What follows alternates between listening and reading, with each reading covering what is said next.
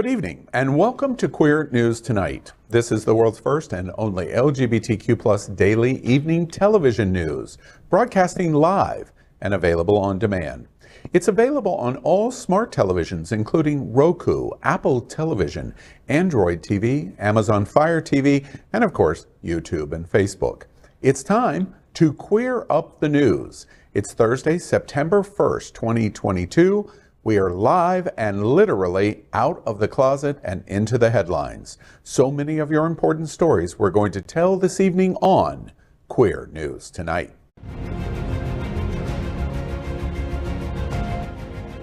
This is the world's first live daily LGBTQ evening news show, literally out of the closet and into the headlines on Queer News Tonight with Al Ferguson. I'm your anchor at Queer News Tonight, Al Ferguson, and this evening we bring you the news of and a perspective representing the LGBTQ+ community from South Florida, America, and across our planet. This is the world's first and only unedited live LGBTQ+ evening news show. Whatever happens unique in LGBTQ+ news, you will see it and hear it. Happening Out Television Network is a 501c3 nonprofit media platform in the television and radio model of PBS and NPR, but designed for our LGBTQ+ community. We are part of one of the largest LGBTQ+ media companies in America, Hotspots Magazine and Happening Out Television Network. Our magazine is celebrating 36 years of the LGBTQ+ experience, and our television news, talk, and entertainment shows support our mission to educate the LGBTQ+ and broader community. But let's welcome anchor Francia. Francia is an Afro-Venezuelan recording artist, singer-songwriter, dancer, lawyer, and yoga practitioner. His first album, Infinita, is streaming on all music platforms and is a genre-fluid melange of Latin rhythms. Before finding his artistic vocation, Francia practiced corporate law in New York City and was a member of the Council of Foreign Relations. Good evening. Good evening, Al, and good evening to all of our panelists. I want to encourage everyone to follow me at Francia Canta on social media, Twitter, Instagram, Facebook, all the goodies.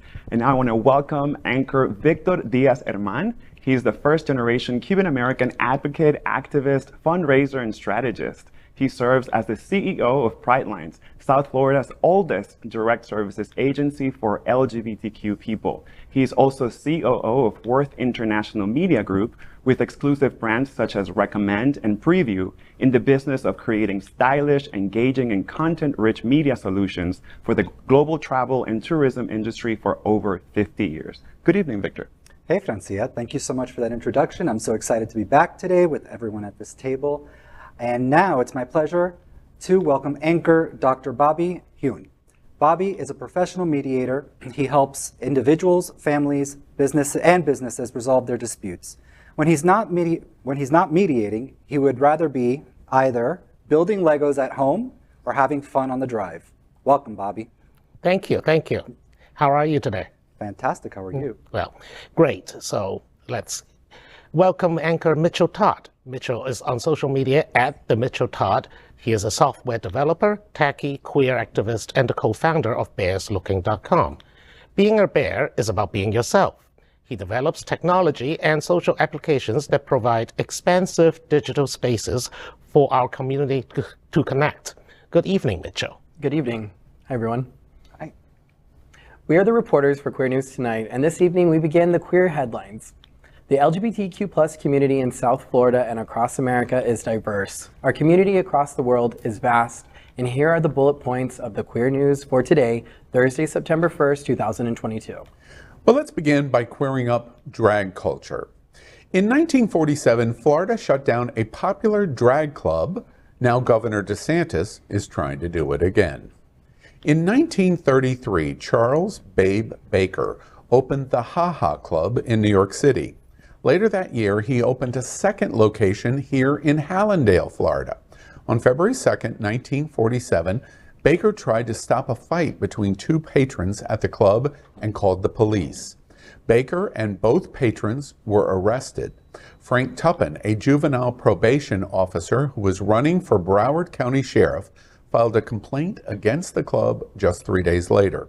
He claimed multiple men he had arrested for having same-sex sexual relations said they frequented the Ha Ha Club. Baker fought the complaint, but the Broward County Circuit Court ultimately declared the Ha Ha Club a public nuisance and ordered it to close in the spring of 1947.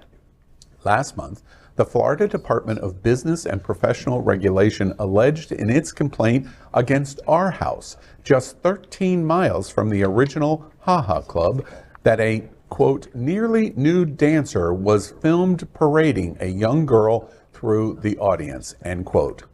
On or about July 3rd, and then that video ignited public outrage.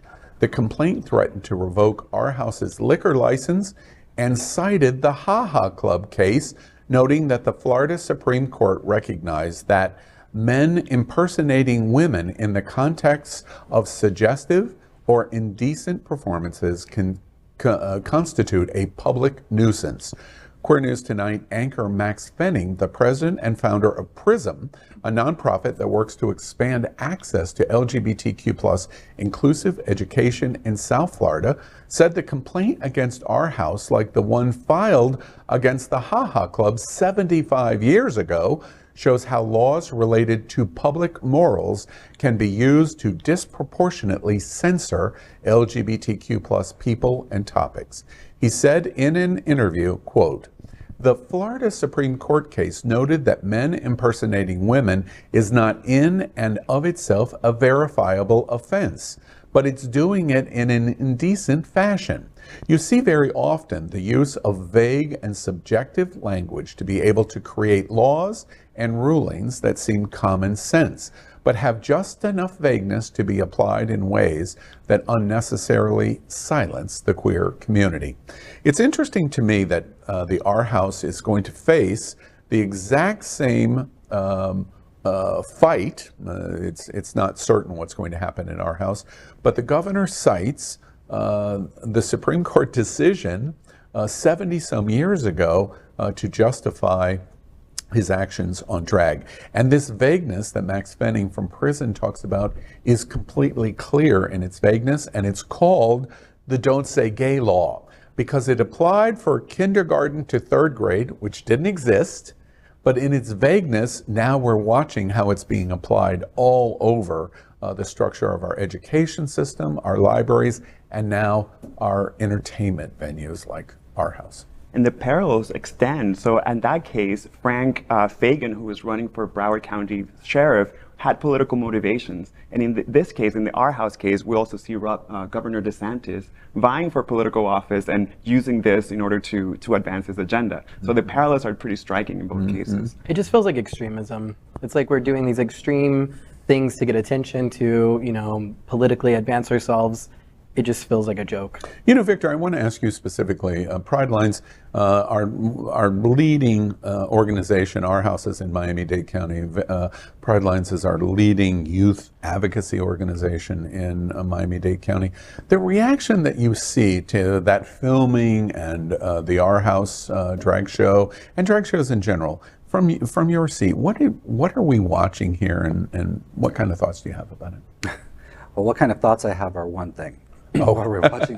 Okay. I think, you know, it's been said, this is a political ploy to win an election. It's body shaming at worst. It is unfortunate that the few spaces that we have in Miami-Dade County for our community, for our drag performers, are being taken away every day or disappearing every day on their own. And the fact that now government is trying to take it away from us and shame us for wanting to have community and create spaces where we're accepted is unacceptable, because that is where our community, including our young people, go to find others that are part of the same community. And attacking drag queens is deliberate, because basically they want to conflate the two things, the transgender community and the drag community. Being in drag doesn't mean that you're transgender, but they are trying to make the two things equal.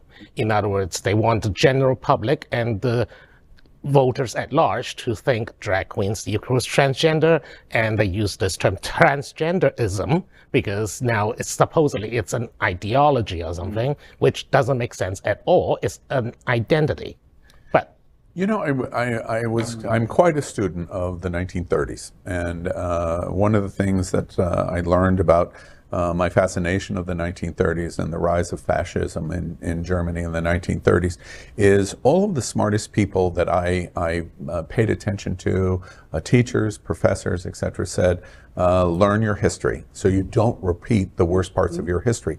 And this story brings absolutely front and center to the LGBTQ community, especially here in South Florida, but it's happening in lots and lots of places around the country. But here in South Florida, we've experienced the exact same thing. You point out the notice of, wow, the grounds of an election or the politics behind it is so similar, but we're talking 1947. Not 2022. We're not learning from our history. My last question on this story, again, comes back to you, Victor. From your advocacy for young LGBT, especially in South Florida generally, but Miami-Dade County, do you think that these kinds of attacks from the governor and the extreme radicals in Florida are going to work? Ultimately, do you think that this is going to be successful? I certainly hope not. I do believe that we are going to have a difficult fight ahead of us. We have a long road ahead of us. I believe they will gain momentum. But ultimately, I think that we have enough people advocating and standing by us and that recognize that this is unacceptable, that we will come out of this. We will win in the end. But we have to get ready for the fight. Absolutely. Next, let's queer up trans rights. Village People said, go west. Now California will be refuge for transgender youth. As California sets itself up to be the anti-Florida when it comes to LGBTQ+ issues, a new law that passed the Senate last night will help to make the state more welcoming to transgender youth. The bill protects the medical records of minors, preventing states who have made gender-affirming care from accessing the records of individuals who seek care in California. It also blocks arrest warrants and extradition of individuals being charged with violating anti-trans youth healthcare bans in other states.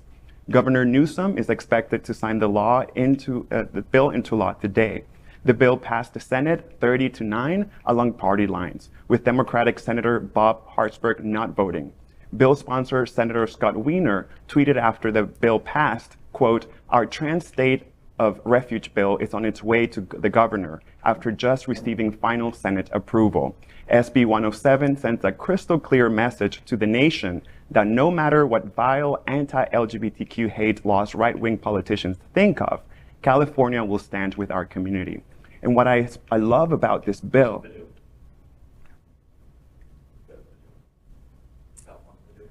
I'm sorry, go ahead. what I love about this bill is how far-reaching it is. It includes protection for healthcare workers to not respond to subpoenas in case they are asked for medical records of folks quote-unquote violating these laws. They have the ability to not respond to these subpoenas, which are court-ordered demands. And so it's very far-reaching. It's a pretty juicy bill, and it in fact demonstrates that California is a refuge for these youth. And we go to the video. If you need a place to go, if it's not safe for you in the state that you are in, you are welcome in California, you are welcome in Palm Springs. That's the message of new legislation being introduced by California Democratic State Senator Scott Wiener, aimed at ensuring safety here for transgender children and their parents as a wave of criminalization sweeps through Texas and other states. The bill is co-sponsored by Equality California, the largest LGBTQ civil rights organization in the state, where Tommy Martin is legislative director. To the extent other states pass laws that are anti-trans, anti-gender affirming care, that those are contrary to the public policy of California, and won't be applied or enforced here. It's in response to states like Texas, where the governor is taking measures to put transgender children in foster care, or threatening criminal prosecution for parents giving trans kids access to gender-affirming procedures or health care. It's a matter of life or death for these children. Parents are terrified that their children will be taken away from them. And it's going to have a chilling effect as well on doctors being legally allowed and comfortable to provide that care. You know, what's interesting to me is there was a new poll that's been done, I believe, by the Wall Street Journal of Republicans. And they did a poll of Republicans that said, do you believe, how likely, do you believe it's likely or not likely that there's going to be a civil war in the United States? And of Republicans, 53% of Republicans said it is likely that there's going to be a civil war. This story is interesting to me from the standpoint of California's position, Equality California, and Governor Newsom calling out the governor of Florida, DeSantis, as a bully, and then going, in fact, I dislike what you do so much, I'm giving Charlie Crist $100,000. It's yes, and thank you.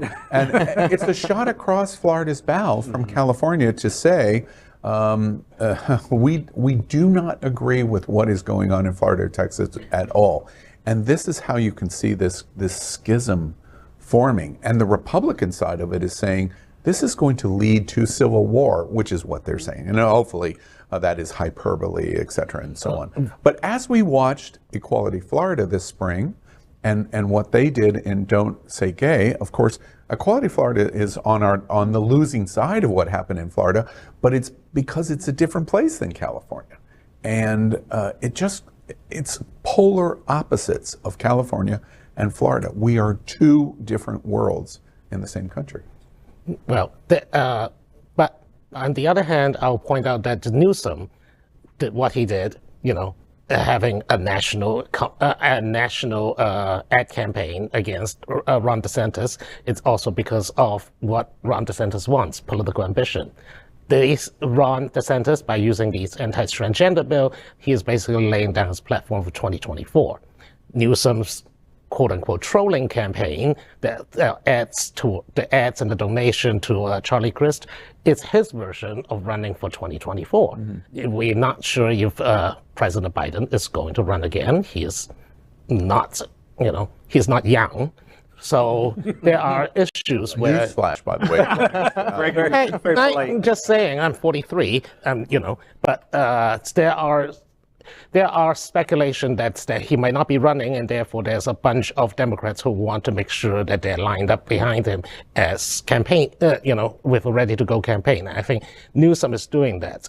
Now, having said that, I am so glad that California is doing this, because I know parents of trans youth right here in Florida, that they are facing absolute uncertainty, and and Broward, Miami-Dade, Broward, and Palm Beach are obviously the blue dots of a very red state, but even they are based in Broward, and my friends are based in Broward, and even then they are considering moving. They're considering moving somewhere where, gender-affirming care is not going to become a felony, and their child is not going to be a political bargaining chip. Victor, I come back to you again.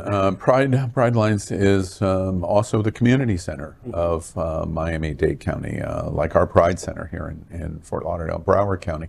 I know issues, transgender issues, big issues for Pride Lines. What do you think about what California is doing here, and this going to become law today by the governor versus what's going on in Florida? What do you think about that? Well, I think it's black and white. It is amazing that there's a state like California that is welcoming our trans community, that is providing and embracing affirming care. That is definitely not what's happening in Florida. In Florida, our government is taking away access to health care, to insurance, to affirming care, not allowing us to talk about gender identity or sexual orientation in the schools. It is absolutely the polar opposite. But I will say, to the point you made earlier and the question that you asked me about the road ahead and whether or not this is picking up traction, as a board member, as the board treasurer of Equality Florida, I can tell you that I wouldn't say that they're on the losing end.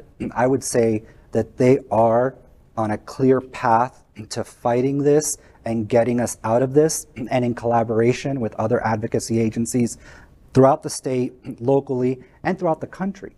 And it's going to take organizations like that, organizations like Equality California, organizations like SAVE, and like, oh my gosh, the one in Palm Beach County. Well, the task force for sure. Compass in Palm Beach. Yeah. So it's going to take that and collaboration and community to get us through this with a clear plan of action. And hopefully other states as well, taking the example of California and affording the same refuge protections in other parts of the country. Hopefully this sends a signal to the nation. Absolutely. All right. Well, on that note, let's queer up the worldview. Russia may double its fines for LGBTQ propaganda. Russia is considering modifying their 2013 gay propaganda law to double fines for exposing children to any pro-LGBTQ+ information, images, videos, or topics. Under proposed legislation, the penalty for promoting non-traditional sex relations, I should say, quote, non-traditional sex relations, to children would be doubled to 2 million rubles. That's approximately 33,000 American dollars. For entities with the fine increasing to up to $5 million rubles if the offense took place online or in the media. Individuals could be fined up to 400,000 rubles, about 6,600 US dollars, and foreigners would face deportation. Lawmaker Alexander Kinstein, pardon my pronunciation, is one of the lawmakers pushing to extend the law to cover pro-LGBTQ+ content presented to adults as well. Recently, he said, quote, currently, liability only applies to LGBT propaganda among children. My colleagues on the committee and I would like to extend it to any propaganda of non-traditional sex relations, regardless of age, end quote. And my oh my, the parallels that we are finding between Russia and the United States. You know what's shocking is to so many people, there's a whole core of people, virtually 100% of the people that are watching Fox News today would completely and vehemently be offended by what you just said. Oh, would they? And really, who cares? Exactly. Exactly. But at the end of the day, there is dramatic parallels to what's going on in Russia and what's going on in the United States. And I just point out from the standpoint of, well, we just did the story in this show about the interpretation of a 75-year-old Florida Supreme Court decision, which has now no relevance effect in the state of Florida and how it's being applied to drag queens and our house in Miami. To those people that go, okay, well, at least we're not Russia. Maybe we're moving in the same direction as Russia, because this anti-propaganda law that's been in effect now for almost 9 years is getting ready to be amped up in terms of making the penalties harsher.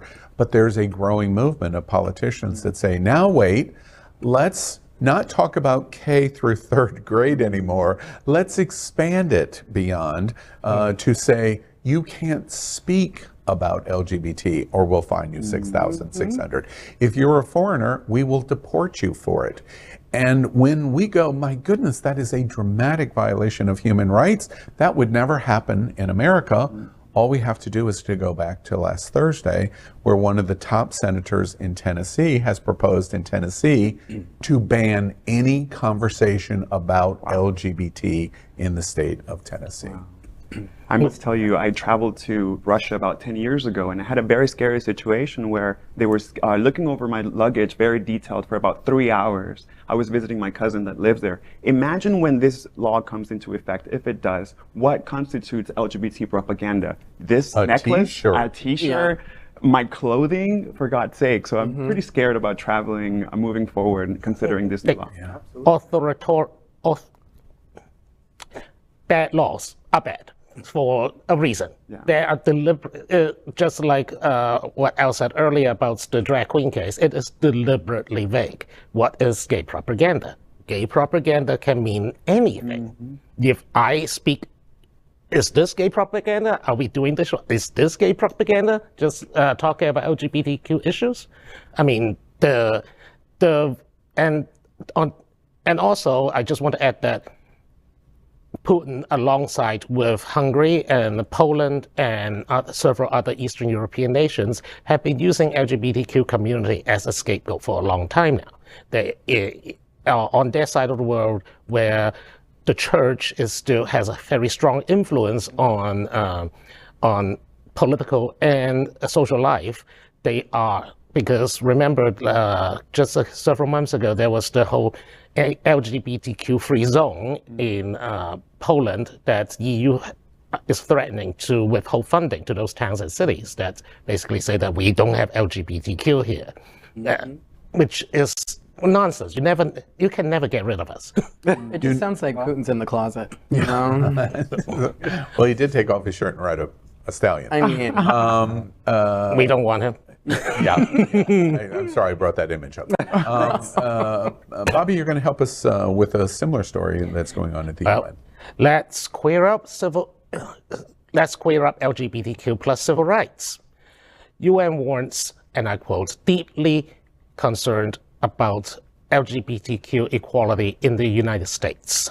On Tuesday, Victor Madrigal-Borluz, the United Nations independent expert on sexual orientation and gender identity, stated he is, quote, deeply alarmed by the state of LGBTQ plus equality in the US. At a press briefing, he said, and I quote, I am deeply alarmed by a widespread, profoundly negative riptide created by deliberate actions to roll back the human rights of LGBT people at the state level. The evidence shows that, without exception, these actions rely on prejudice and stigmatizing views of LGBT persons, in particular transgender children and youth, and seek to leverage their lives as props for political profit, end quote. Madrigal-Borluz also notes that LGBTQ people of color are particularly at risk in the United States, facing inequality in relation to health, education, employment, and housing, as well as being disproportionately impacted by violence. No surprises there. I mean, the UN report is what we have lived in as reality in the United States for some time now, especially in the last couple of years. The transgender youth bans, any kind of, any allegations of quote unquote grooming, all those, it's the old stuff being made new again. Around the time that I was born, Anita Bryant was going on a crusade saving the children. And that was the 70s campaign based on the premise that since gay people would recruit children to be gay, and to our history, the historic parallels are pretty obvious. The whole grooming talk about trans youth and stuff is just literally your point makes me wonder who's going to volunteer tonight to bake the pie.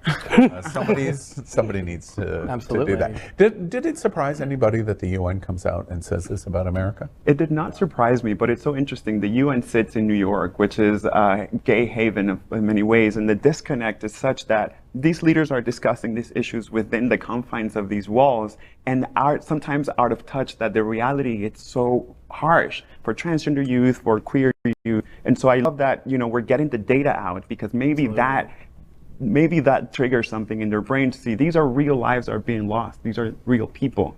But within New York, you can sort of lose sight that parts of the world are very dangerous, are very tragic. Unfortunately, given the view of conservative politicians and conservative people at large towards the UN, this report will get swayed. Well, and also interesting, the United Nations is a political organization after all.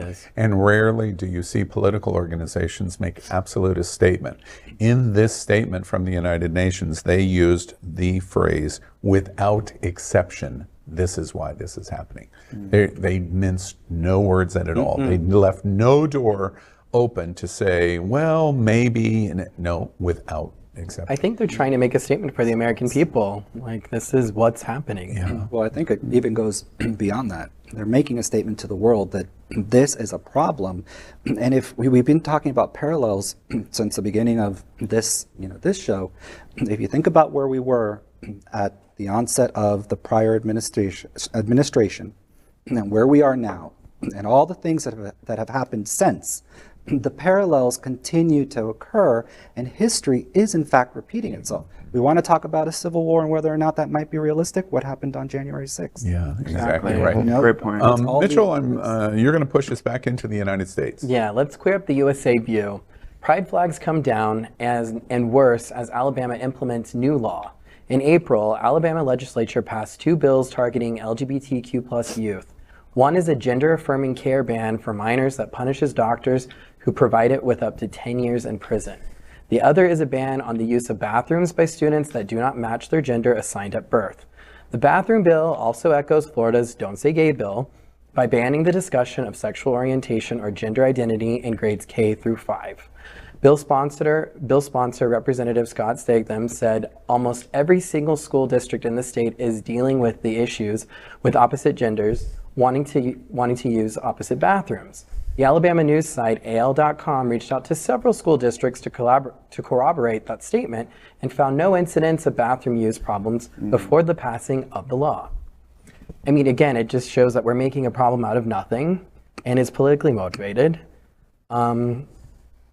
And they're not doing it. Yeah, they're scapegoating us. Yep. They're solving a problem that doesn't exist. Well, and there's a lack of education and understanding. When you use a quote like opposite gender wanting to use opposite bathrooms, that in itself is problematic. That person does not understand gender. That person is not the person that should be having this conversation. Yeah, absolutely. And sadly, they're the ones leading our schools. When we think about the state of the education sector in this moment, underfunded schools, teachers are having to put their own money to provide for their students. And these are the issues that we're focusing on. These are the issues that our public officials are choosing to focus on. It's sad. We're missing the point. To me, the good news, if you can call it that, and the bad news of this story is the good news is here in Florida, at least we're not Alabama. And the reason is in Florida, we have blue South Florida, generally blue South Florida. We have a pocket in Tampa Bay, we have a pocket in Orlando, and we have a pocket in Gainesville. Now that's where our pockets end, but it's roughly 50% of the state in those 4 pockets. As DeSantis and the radical GOP tried to do it this year in terms of Tallahassee, there was a gigantic voice that created national and international attention of fighting him. Alabama doesn't have that. There is virtually no voice in Alabama that even begins to be the strength of the LGBTQ community in Florida or the advocacy of more liberal-minded thinking. So maybe that's good news. We're at least here in Florida. As bad as it is in Florida, at least we're here and not in Huntsville, Alabama. The bad thing for Alabama is they have no clarity of what's to come in Alabama in the passage of this law. Because when they go, we are banning all conversation about sexual orientation from kindergarten to 5th grade. The challenge should have been very loud and clear in Alabama. Could you show us a single example of sexual gender or sexual orientation conversation in the 1st grade in a school in Alabama? Please give us just one example of your hundreds of thousands of students. And they wouldn't be able to do that. But because it's Alabama, there's really no voice to pierce through to say, well, we want to make sure that everyone on this planet knows you're a hypocrite and you're a liar. At least we have that in Florida, because DeSantis and the radical Republicans are hypocrites and liars. But they're going to use that to expand the interpretation, because who wants kindergartens to be taught anything about sexual orientation or any kind of sexual identification? It doesn't exist. No. The goal of this law is really targeting teachers, and I'll explain why. The whole idea that the whole idea for this law is basically to target LGBT teachers from talking anything about their own life, their own identity, and their and the partners, showing a picture of your partner or even putting a rainbow flag in the classroom. Yeah. It is about censoring the teachers and trying to essentially squeeze LGBT teachers out of the system. This is why their education is what, number 50 in the nation? Yes. So this is what's going on. I think Mississippi is number 50. Exactly. Why I asked Victor, do you think that they're going to win? Because at the end of the day, they either push us back into the closet or they don't. It's a binary conclusion. It's a fight, but they either accomplish it or they don't. Let's move on. Let's queer up drag culture. Texas armed guards must protect all ages drag event from far-right protests. Oh, whoa! That's a glass. Stand right there. I got it on camera. That's a assault. Hey, she just spit on me. She just spat on me. Well, what did you call them earlier when you were talking to them? Didn't you call them a bunch of fucking pussies? No, I called them pussies. Yeah, I mean, these people here. No, just the ones that are wielding AR-47s. So what are you here to do today? I'm here to support people that don't indoctrinate and groom little 8-year-old kids, credulous. So why do you need to get in someone's face? I wasn't. I was walking over here to talk somewhere. I was walking over here to talk to somebody, and this one, and if you're going, get away, you can. Who do you need to talk to? I didn't. I wanted to go talk to somebody. None of your fucking business who I want to talk to. If you are, I need you on that side of the street. Okay. All right. Really, you don't have to. I know, because I thought this was a public sidewalk. I'm being peaceful. I was just going to talk to somebody. Fucking close. Look, I was just going to talk to someone. I get my 5 of them goes, get off of here. You can't be here. I'm sorry. This is a free time of what? Okay. Tell them they're the ones that are making it. I went to talk to a friend of mine over here, and I got 5 of them come up to me and said, get off of here. You can't be here. I was trying to talk to a friend. Sir, do you support the Second Amendment? They won't let anybody in. It's over capacity. Why can't I be on a public sidewalk? Why would you bring an AK-7 to an event like this? Show your face. I show my face. Okay. Go ahead. I show my face. Go ahead. We remind you what you just watched was over a drag show. Anti-LGBTQ demonstrators protesting outside Anderson Distillery and Grill in Roanoke, Texas, were met by armed Antifa on August 28th. The demonstrators were protesting against an all-ages drag event.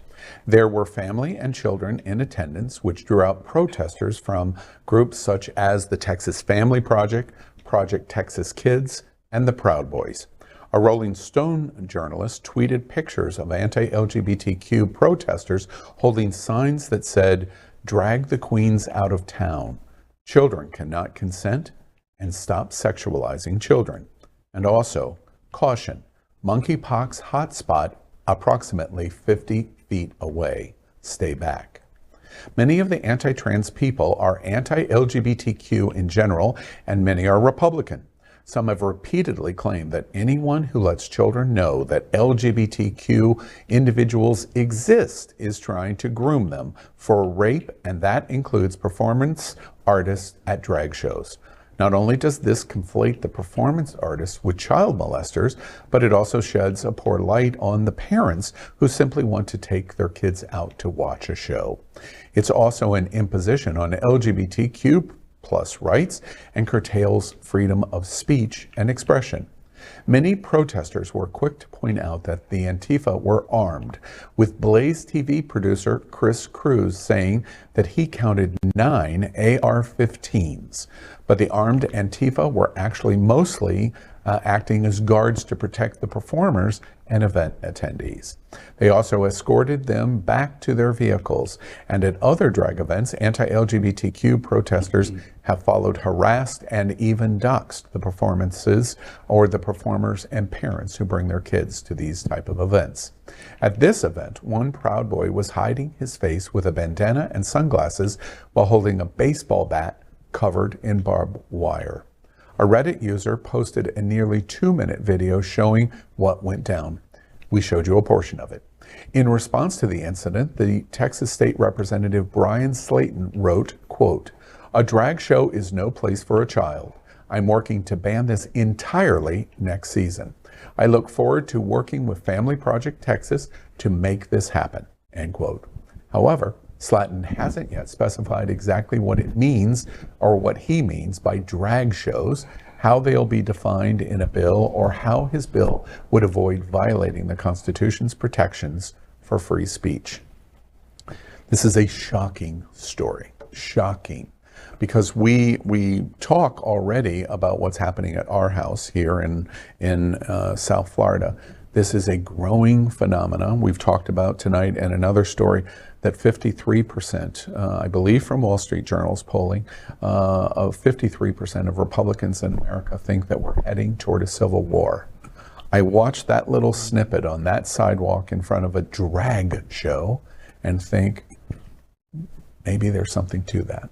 And it's not just in the United States, it's crossing borders. We recently had an incident just north of Toronto. A queer center that worked with young people did a drag makeup workshop, and they got threatening calls, not just the staff, but also the young people and the families from people in Canada, but also people in the United States. It's spreading like a virus. I thought Canadians are so polite. You know, Lindsey Graham blew a dog whistle over the weekend when he made the comment that if the Department of Justice tries to prosecute President Trump, former President Trump, there'll be blood in the streets. And I thought, my goodness, if he has done what they allege, let's give him the benefit of the doubt. It's not looking good for him, but give him the benefit of the doubt. Graham preempts the idea of, wait, he's above the law, and we're warning you that if you take the actions that would apply to any of us sitting at the table, there will be violence and blood in the streets. You cannot ring those kind of dog whistles from people like Senator Lindsey Graham and not expect those kind of outcomes that you see in front of a drag show. And that includes what President Trump is saying. That includes what Governor Abbott and DeSantis is saying. The press secretary for Governor DeSantis, who is going to be the press secretary for him when he runs for president of the United States, has said this specifically. If you don't support us, you're a groomer. Wait, just free speech makes me a groomer? Yes. And when you hear that dog whistle, you're going to respond to it. Certainly scary. And we were talking about history repeating itself. And at the case with the Our House, it happened around the time where drag was gaining prominence. Drag queens were performing at churches, were performing everywhere. And we have that parallel in current times with RuPaul's Drag Race taking over the world and drag queens taking a spot in mainstream society. So the parallels keep showing up, as Victor pointed out. But now I want to take us to another story, and we're going to queer up the world view. Landmark ruling awards social benefits to LGBTQ+ families in India. In a historic judgment, the Supreme Court of India ruled that non-traditional families, including queer ones, are entitled to the same social benefits as traditional families. Justice D.Y. Chandrachud and A.S. Bopanna ruled this landmark decision into existence on August 28th. It grants legal protections to LGBTQ+ families, as well as other non-traditional families in India, including single parents, step-parents, and adoptive families. The landmark declaration comes after a specific case in which a mom sought maternity leave to care for her biological child, even though she was already granted maternity leave in the past to care for her adopted children. The case compelled the top court to highlight how non-traditional families are entitled to the same benefits as traditional families. The justice declared, quote, "The law must not disadvantage families which are different from traditional ones. Familial relationships may take the form of domestic, unmarried, partnerships, or queer relationships." They added that, the caretakers who traditionally occupy the roles of mother and father of children may change with remarriage, adoption, or fostering. Such manifestations of the family unit are equally deserving of legal protection, as well as benefits available under the social welfare legislation, end quote. This move comes after 4 years after the country's top court made changes to Section 377 of the Indian Penal Code to decriminalize homosexuality. It's also hot on the heels of a gay marriage that took place in Telangana between Supriyo Chakrabarti and Abe Dange. Currently, there is a matter before the Delhi High Court seeking recognition of same-sex marriage, which will be heard next in December. And for a litigant, the language that this ruling gives is wonderful. Breathtaking, and it's comprehensive, and it goes out to single out queer couples. That is unprecedented, and I think it's so beautiful that India is moving in that direction. And if I were to be a litigant in India, I would use this language to even fight for further rights for LGBTQ families and children, because it's a powerful, powerful ruling. You know, it's interesting to me to be watching what India is doing. First, it reminds me of America in the 1990s. We're watching India in 2022, in similar ways to America in 1990s. Don't Ask, Don't Tell is beginning to appear. Many politicians are beginning to reevaluate their thinking in civil rights and LGBT civil rights. That's one point. The other point that I think is interesting is almost in every society, India is very different than America. Its attitude on LGBT is very different in America. As tough as the news is in LGBT, let's remind everybody that we have 80+% acceptance of the LGBTQ community, of LGBTQ marriage.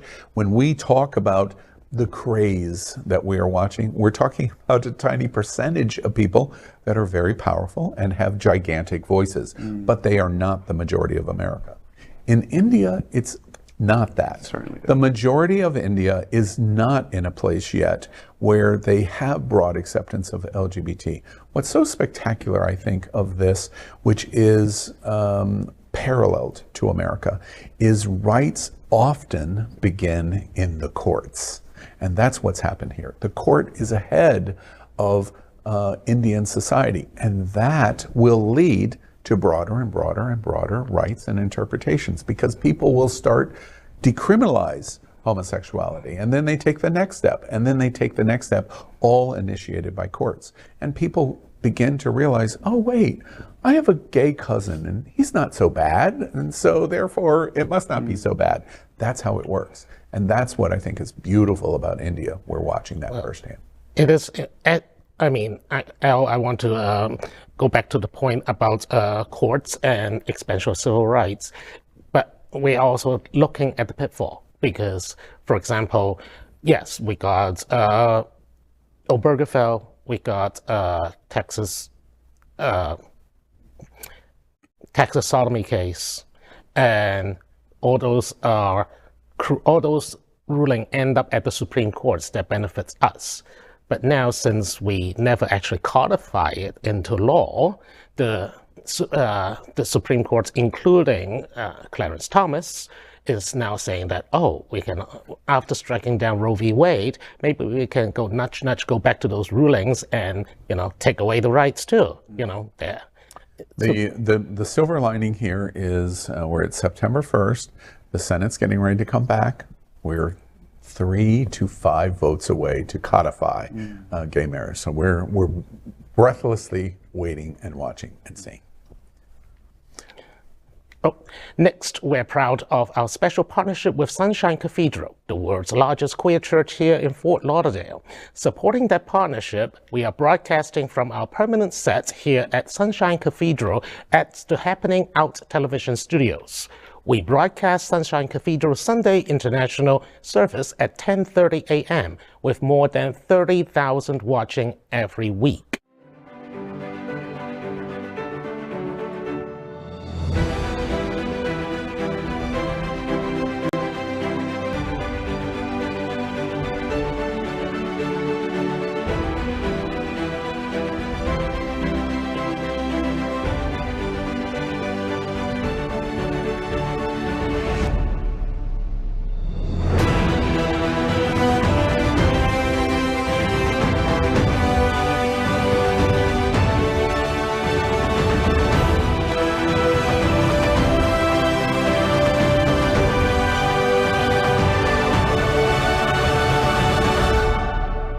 I'm Julio Capo Jr., and I'm a history professor at Florida International University, and Sunshine Cathedral is my queer church.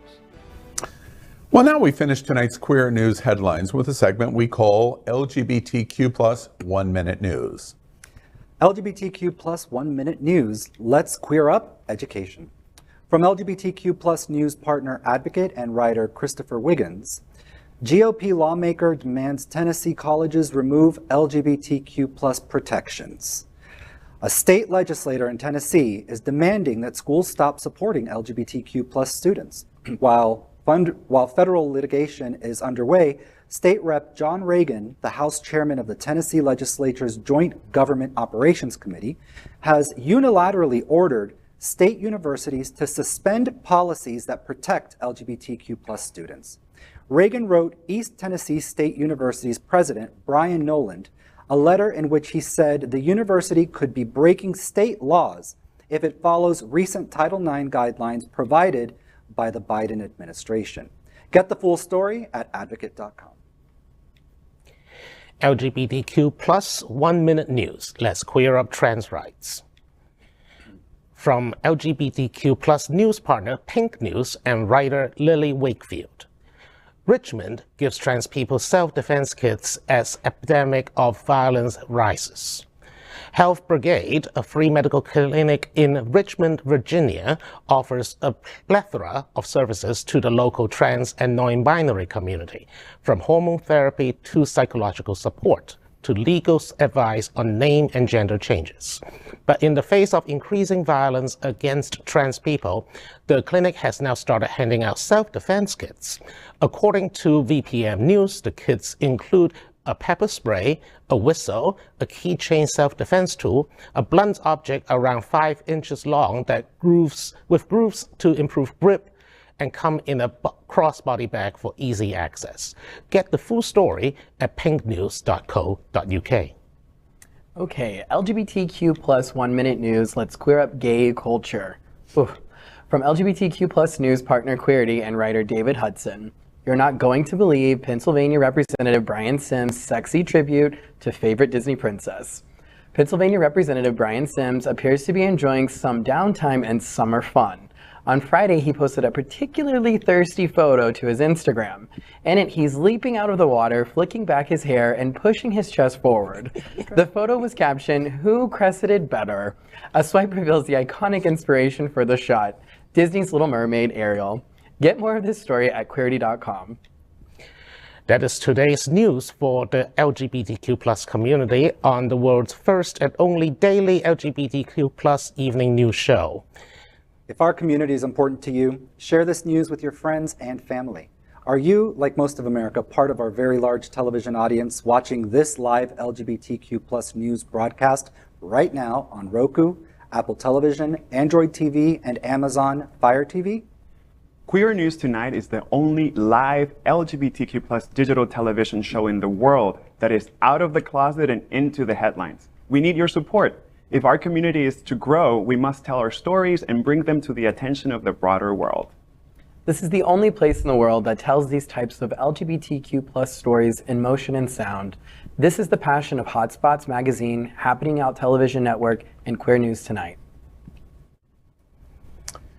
Well, I'm your anchor, Al Ferguson, and on behalf of these LGBTQ plus reporters, the anchors of Queer News Tonight, including Francia, Victor Diaz-Herman, Dr. Bobby Huen, and Mitchell Todd. We will see you daily at 8 p.m. And to our LGBTQ plus world, we wish you good night. Good night. Good night.